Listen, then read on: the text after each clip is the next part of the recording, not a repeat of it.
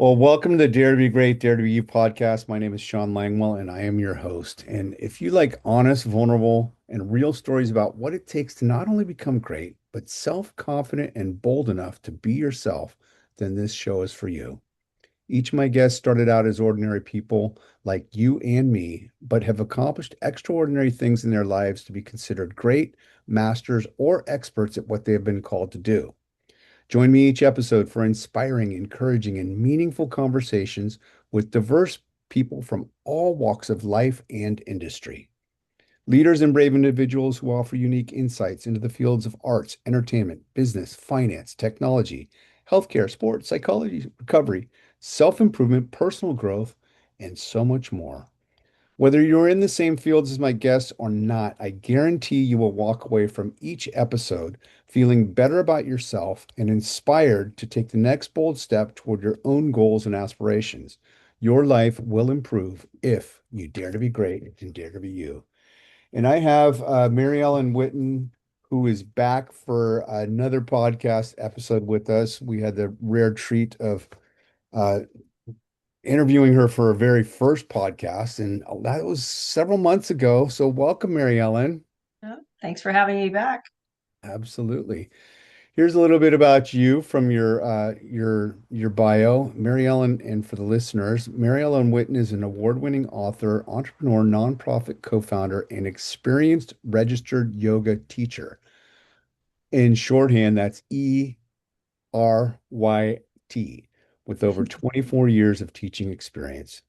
After overcoming personal struggles with self-worth and self-doubt, Mary Ellen discovered that true transformation begins within by shifting inner dialogue, releasing limiting beliefs, and choosing to step into one's own light.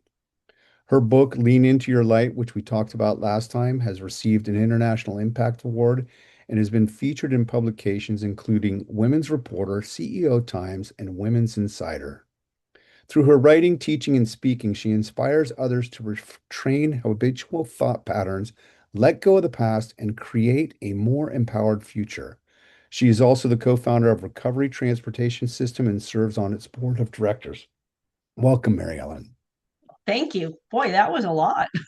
Yeah, and that was a condensed version, but we didn't get a chance because the first time you were on the show, you had just come out with your book maybe 6 or 7 months beforehand, and we really focused on Lean Into Your Light, which is a fantastic book, easy read. Anybody who likes personal growth and self-development, self-improvement style books, I highly recommend it. It's not a tome. It's easy to integrate into your lives. So there's your free plug for that. Thank you. And it's a good looking book. It's well edited and well written. And today, though, we're going to talk about something we didn't get a chance to talk about last time. And I'm just going to have you, you've prepared a few questions here, but tell us a little bit about what recovery transportation systems is. So what we do, I mean, I should probably give you the backstory first Sure. as to why this came about. So my friend Tom Lewis came up with the idea. He's the founder, I'm the co-founder, and we've been good friends for many years. We know each other's families very well and all those kinds of things. Well, unfortunately, his adult daughter and my adult daughter are both in active addiction, right? Fentanyl, unfortunately. And and this was years ago because we founded RTS this September will, oh my God, this September will be 7 years. So what we experienced through both of our daughters is when something would come up, usually court related, there were, arrests and things like that. And the courts give you basically a laundry list of places you have to go, things you have to do. Now, for you and I and our listeners, you got 5 places you got to be, you got to do all this. You just get in your car and you go, right? But folks in these situations have often lost their license. Perhaps don't even have transportation. Maybe they have transportation and it's not insured. Maybe it's just in bad working condition and it's dangerous, right? And before I experienced this in my own life because of my daughter, I'd be like, well, take a bus. you Hmm. know it's really not that easy to take a bus. all around. Well, we live in Sonoma County, right? There's a lot of rural areas, and it would take you hours and hours to get it. It's just not an easy fix. So Tom came up with the idea. He goes, I see Lyfts and Ubers all over the place. There's a solution. There's transportation to get people where they need to go. How do we tap into that? Hmm. And so we contacted Lyft. They have what's called a concierge program, and we learned all about it. And we reached out to a couple of recovery centers. And right now we've got Pura Vida. There's a plug for Pura Vida up in Santa Rosa. And Ben Pavlin, who's the founder up there, has said it's just been a godsend because it helps not just with retention, like on the business side of it, right, on that Hmm. balance sheet, but what it does for the participants, people wanting to get their lives together, and the very real obstacle of going, how am I going to get there? Right. How can I get to all these places I have to go? You don't show up to court. They don't care why you didn't show up. There's a bench warrant, you know? Right. And people, So, let me interrupt just for a brief moment because, I've spoken numerous times at the Sonoma County DUI class. Just, this year's my 40-year recovery anniversary, and that's one of the ways that I give back. But I don't think about that. They're virtual since the pandemic. They've created virtual, but court dates, you got to show up. I mean, I think they did some virtual stuff during the pandemic, but now you got to show up. So these are very real problems for people, especially if they lost their license. They got to figure out a way to get there to show up for their court dates and or other appointments, right? oh, yeah. I mean, there's not just that. So, you know, hopefully, this person is in recovery, which is a great thing, right? They're in some kind of a program, right? And they have meetings within that program, right?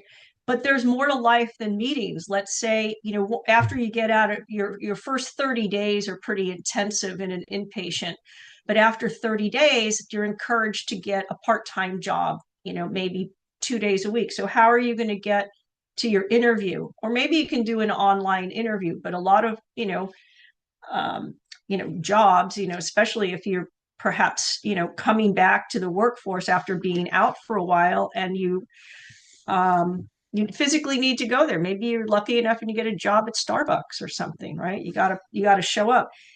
If you've lost your license, most likely, you need an ID card. So that means you have to physically go to the DMV to get an ID card. You need Mhm. ID. Doctors, maybe you have a child and you are not living with your child because of your situation, and you want to go visit your child. you know all these things, you and I, we get in the car and we go. Right. And if the car's not working, you can call your own Lyft or Uber. The other thing is, these are folks who really don't have any money, like, Right. yeah. But yeah, um, let's talk about that because the foundation of it. So you and it's Tim or Tom, I Tom. can't. Tom Tom.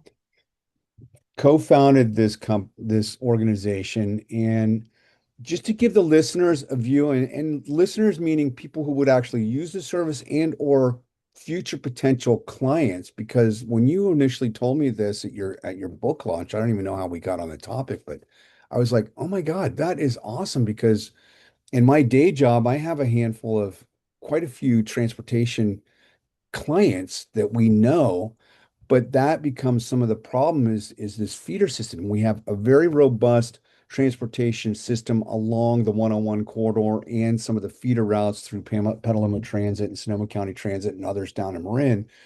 But people who don't have the financial means uh, to have Lyft or a shuttle service, it's limited. So you're filling a gap, not just for those folks, but also talk briefly for the business owners out there, whether it's recovery or otherwise. You serve this, is this solely for recovery or is this other businesses? I don't remember. It's solely for recovery, but if, Okay. if somebody reached out, we'd have a conversation. um The, so the question I was going to ask okay. just to complete that thought was, how does this work for them if there's others outside? Is it just Sonoma County and Marin, or is it just Sonoma County? Well, we'd like to be nationwide, but Okay. because we live in Sonoma County, we're here right now. So here's the situation with Ben, or was the situation with Ben. He had a van, right?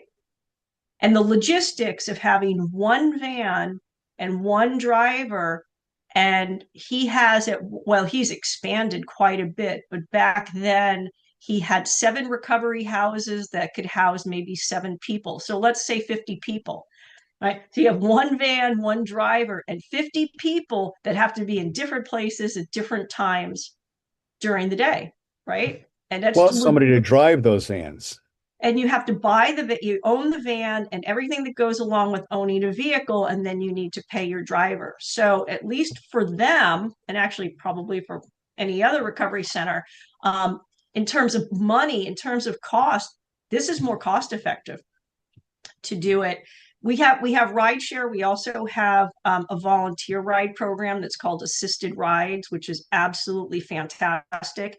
And so our goal is when we get into a recovery center, is it's we use both systems. So if you need an immediate ride, like, hey, I forgot, you go to your house manager, hey, I forgot, oh my God, I have to be somewhere at 9:30. It's 9 o'clock. I need a ride now. Okay, perhaps use the Lyft concierge system because you're going to have a driver there in 5 minutes, right? The assisted rides portion of it, the volunteer program, you build a volunteer program. And let's say you're a volunteer, Sean, and you say, okay, I'm going to volunteer to drive on Monday, Wednesday, and Fridays between 9 a.m. and 12 p.m. And it's all in a Gantt chart. It's all in, software. I don't have to really, I just plug it in and it creates it. And then the software would go out and say, especially for scheduled rides, that's a lot easier to Hmm. use assisted rides. MaryEllen has an appointment every Wednesday at 10 a.m. and you're my driver. So we Okay. like we like to do a You can commingling. get so they can schedule it either on the recovery center, whoever that person is, side, as well as the individual, correct?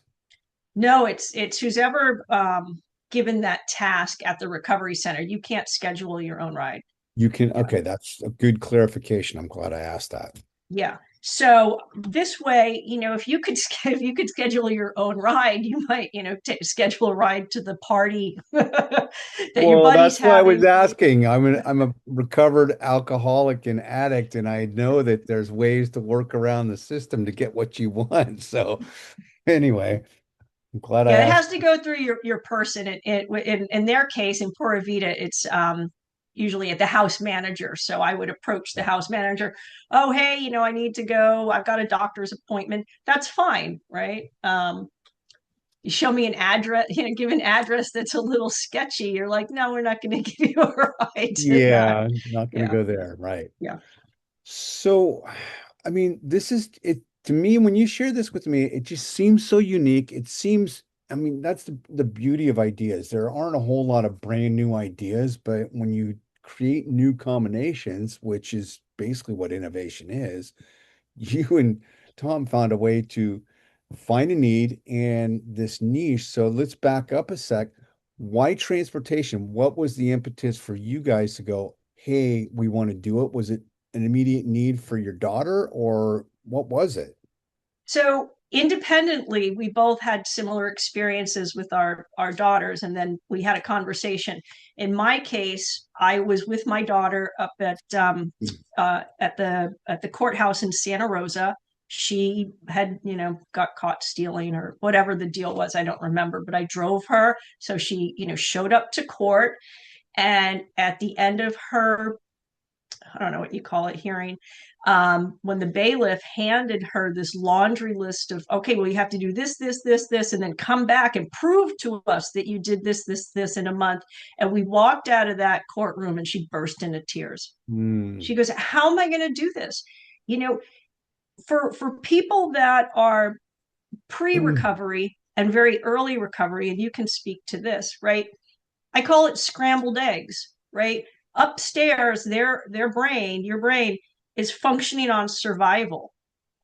And in an addict's case, survival is getting your drugs, right? You could call it their medicine, because unless they get their drug, they're going to get sick, right? So Mhm. the brain is just wired for I got to get, I got to get, I got to get, because that's what's going to keep me in the brain, in the reptilian brain. It says this is what I need for survival, right? So asking somebody in that phase of their life to be organized enough to go, okay, well, this is what I have to do at 9. I have to be there at noon. I got to, it doesn't work. Absolutely doesn't work. And I'm it glad that you creates such brought a, that. No, go go ahead. ahead. I was to say, it just creates more stress, and kind of throwing your hands up, literally throw, my daughter would throw her hands up and go, well, fuck it. I can't do all those things and be successful, so I'm not going to try. Yeah. And that's where I was going to go with it. It's like for us, those who aren't, I don't want to use the word victims because some of this is self-driven, but those of us who are in a situation where we may or may not be able to think clearly or coherently and make these decisions, it is overwhelming. And, to assume, oh, well, you just call it Uber or you call Lyft and you take care of responsibility. So what you're doing is offering a service, but it's still ultimately up to the responsibility of the individual to either talk to a house manager or what, for those who aren't, is this only available for people who are in recovery or not? At this point, it's only available to people in recovery. My personal goal on the board is, it's all about money. It's all about funding, Sure. And and that's we where I was need going to go next. and So we need that. We've applied for some grants. We unfortunately didn't get them. But my ultimate goal is, beyond recovery centers, is to be able to have basically like a business card printed that the police can hand out. mhm. Um, just anybody can really hand out. And so you can, if you're, maybe on the streets or not on the streets, but you're in active addiction, and you go, you know what? I'm done. I want to go into treatment. I want to go um, get detoxed. Whatever it is you want to do, you could text a code and have the car come pick you up, because sometimes the police will drive you to like the Arinda Center or um, whatever, but sometimes they can't. The other thing is, it also takes the burden off 911. Let's say Right. you're going, it's not a total emergency, you're not in a life or death situation, but you go, I want to go to the hospital, I want to get checked out, I want to get a case manager, and I want to change my life. So rather than tying up 911 and an ambulance and all that goes along with that, you can just text a code and we'll get you a ride to the local ER. And in that sense, that's part of the reason why I asked that question, Mary Ellen, I'm thinking of this holistically, is it makes total sense driven by the house manager at Pura Vida, for example, and or other recovery facilities. I don't know how many there are off the top of my head. A I lot. know Muirwoods Teen Center has their own van and they shuttle people back and forth, but I'm not sure if, Serenity Knolls or, well, that's down in Marin, but I'm not sure if some of the other ones have that shuttle service available. But on the other side, what you're talking about is actually a huge taxpayer savings because if those folks need that and they're using, county or city services to fulfill that need anyway, it becomes a no-brainer. I mean, so I hope that you're able to figure that out. It's basically my 2 cents because the drain on the system when my mom has to get lifted to the ER by an ambulance, granted Medicare covers it, but the bill that they bill Medicare is $45,000 for a 5-minute drive. Yep. 5 grand. Yep. So, Yeah. anyway, I don't want to go down that rabbit trail. But the other thing with having a ride available almost instantaneously is when somebody gets that spark or that drive or that I'm done like right now. I want help right now. I want to change right now.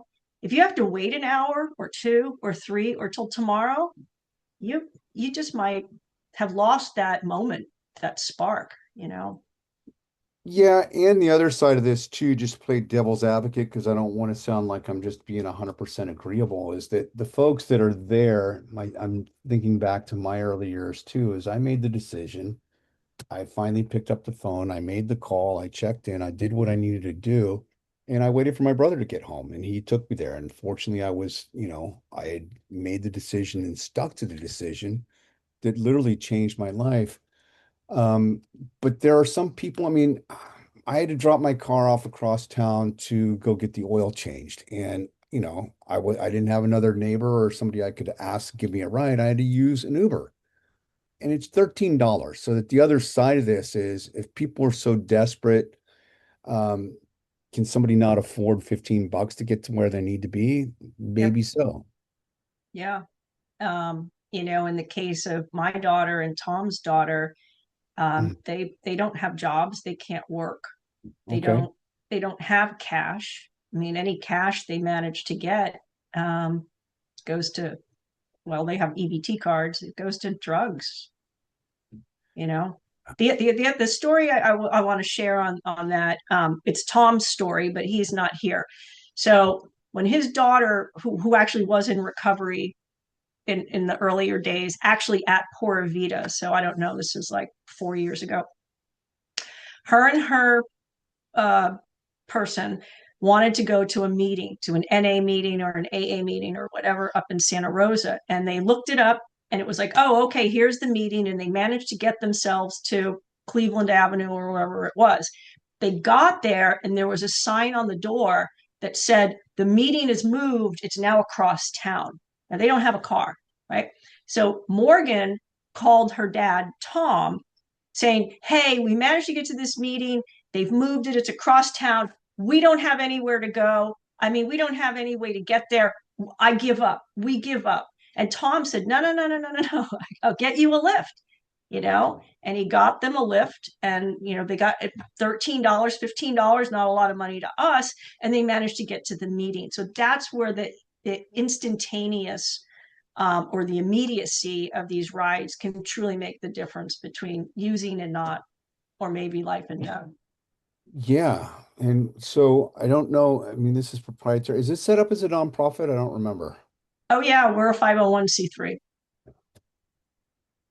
Recovery Transportation Systems, if anybody wants to go.org. Yeah, and that's what I was going to ask next. So that, Check us out. yeah. So Yeah.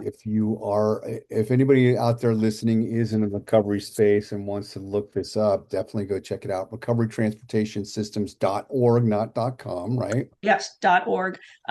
So we are in talks with DAC. Are you familiar with DAC? The Drug I'm and not. Alcohol Alternative Center. There's one in Santa Fe, but the one in Santa Rosa, they're for Medi-Cal, basically, for Medi-Cal patients. So we're in talks with them. They're very, I mean, everybody wants what we offer. They say it's a no-brainer, but it comes down to money, to be honest. It comes down to funding, um, and getting So, grants and things like that, because transportation costs money. right. And are you from the logistics? Let's go down to we'll go down to a different level here. We talked a little bit about the users and the providers, in terms of recovery centers.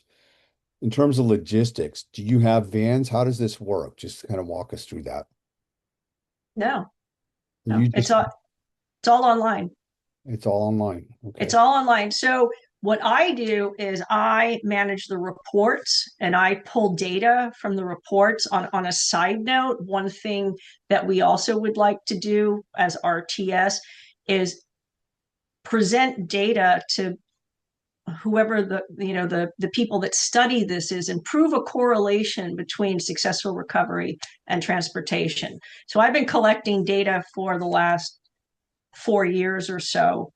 We've had some terrific conversations with addiction specialists at UCSF, even on the East Coast. I can't think of his name at the moment. It was a bit ago. So that's on the back end of what we want to do. And hopefully then, there would be more funding via the city, the county, the state, forget the federal government right now,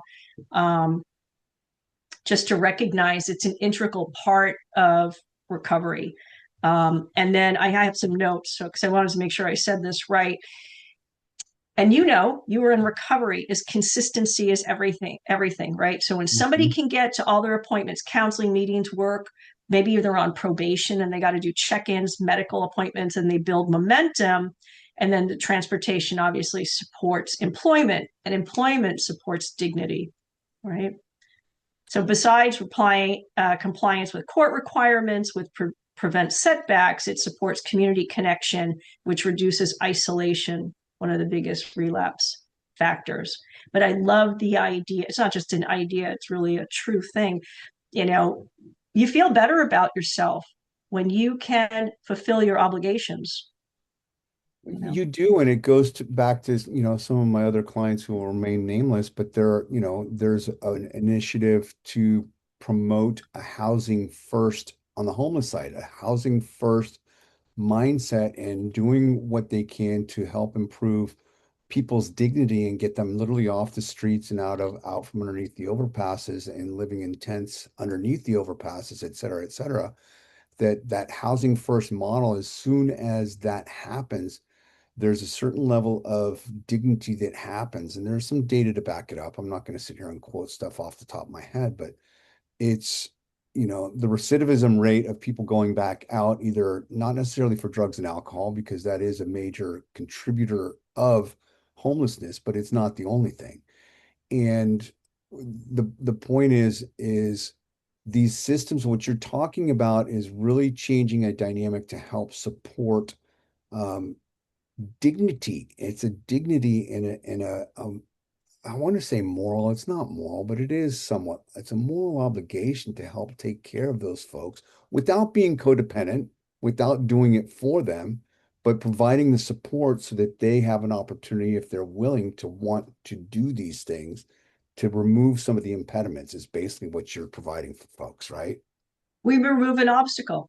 Yeah, Yeah. it's an often very overlooked obstacle, but transportation. The other thing is, not only does it give the individual more dignity, they develop a sense of looking at themselves like, I'm a dependable person. Look at this. I can follow through. I can do what I say I'm going to do. And you need help in the beginning.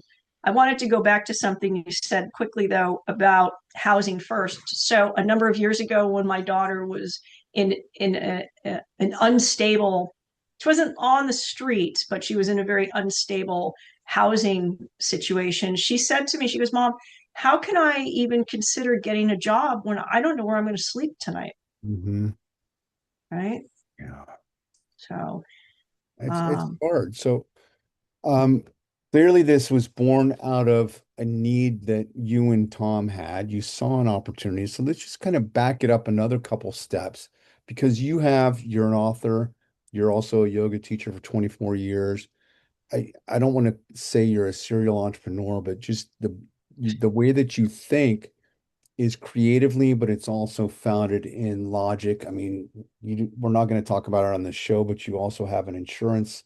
Um, tell us what it is. We want to talk about. assurance business assurance business concepts. So I have a big background, but my whole like career life has been in sales. Okay. And so what I do now is I'm a senior business advisor for Assurance Business Concepts.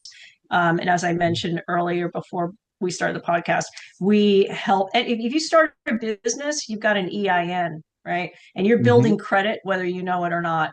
And so most people start a business and you use your personal funds. How else are you going to do it, right? But you want to separate that as quickly as possible. You don't, I had to sign when I owned my yoga studio and I got an SBA loan, I had to sign my house as collateral to that Oh, loan. yeah. And then 2008 happened. So that didn't turn out good for me.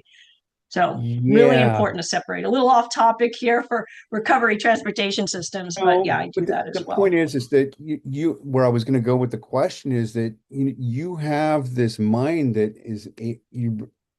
what I gather from I don't even know you that well, but what I gather from you is you've got this sales background, but it's a service mindset as well. Of you're seeing opportunities out here and you're a connector in a lot of ways. So while we have a few minutes left, This is an opportunity that I offer most of my guests is if there's something that you're passionate about that you want to put a call out to folks that either you can, without being blatantly self-promotional, but where you might need help, with the grant writing, you got turned down from a couple grants. I understand that, the bulk of our public transportation system is funded by grants, mostly from the state of California, some from the federal government. And if those grants go away, public transportation goes away. You look at SMART, you look at the buses up here in Petaluma. Most of them are kids ride free. A lot of them are vets ride free. A lot of them are seniors ride free. And some of them are just the Petaluma Transit is now free for anybody. You know why? They got a grant. Well, that's what I was saying. They got a grant. So Yeah. this is in that realm, only it may be a much smaller microcosm. A lot of the public transportation serves students and seniors, and there's various obstacles and impediments for seniors being able to access it, and other people with various handicaps or disabilities, et cetera, et cetera. But the point is, what do you need and what would you like and what is your vision? Those are three questions. Okay. So for anybody watching this or listening to this, if you have any ideas that you feel would serve us, just reach out on the website. It's info@rtsusa.org. That's our email address, info@rtsusa.org. Anybody that could lend services with grant writing, that's not something obviously we're very good at. It's not something we've been we didn't go to school to be in nonprofit. Having said that, Tom's daughter Nicole, who's on our board, did go to school specifically in the nonprofit world, and she works with other nonprofits besides RTS. But she doesn't have the time to do the grant writing because she's Mhm. got her other full time gigs. Um, Donations are graciously accepted if you feel empowered, and it's a tax deductible donation because we're a 501c3. But my vision and our vision for RTS is to be able to serve locally to start, and just get across the country so there's never an excuse for somebody to not be successful because of transportation. Yeah. And I like that. And we're going to end on that note too, Mary Ellen, because we could probably talk about this for a long, long time. Yeah. But I'm glad and grateful that you're able to come on air and we actually had this conversation live that we can share out there with the world because neither you nor I know who is going to read this and or listen to this or watch it, not read it. Um, but stranger things have happened. So that's one of the purposes of why I created this show is, as I mentioned in the intro, I want people from all different walks of life and industry and backgrounds. And what a lot of people don't understand is that's why I was drawing you out and the different things that you do is we are not silo people. We have all these different things as human beings, and it's so easy for us to go, oh, that's the person that we need to go to for taxes, or that's the person that we need to go to for recovery or whatever.